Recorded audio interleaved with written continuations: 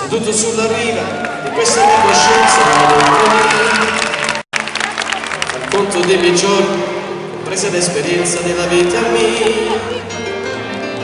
Somiglia ad un gabbiano con le ali aperte verso l'orizzonte, braccia di cielo che sopra di me, in fondo dentro lo scenario di un tramonto. Io viaggerò sempre, ali di farfalla dentro gli occhi tuoi.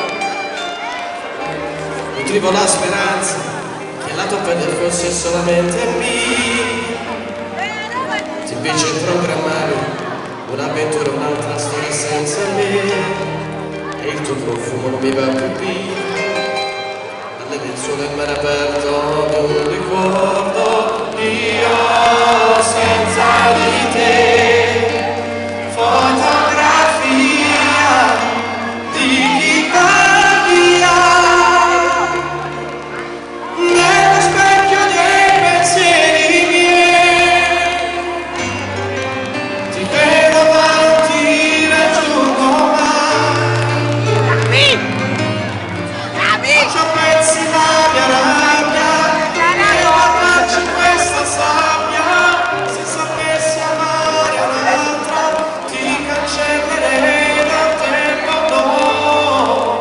Senza di te seguo una via di periferia.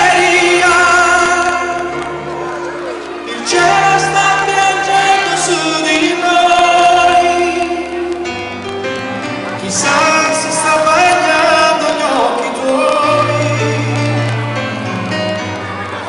Gli occhi cerco come il fiato che si perde contro un vetro, sulla tela di un pittore che dipinge quello che non c'è.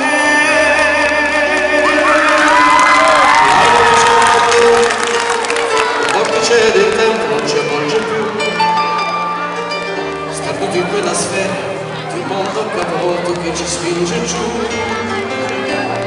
Si perde la speranza di ritrovarci ancora nella vita mia, forse mi sono una fotografia abbandonata nell'armadio dei ricordi.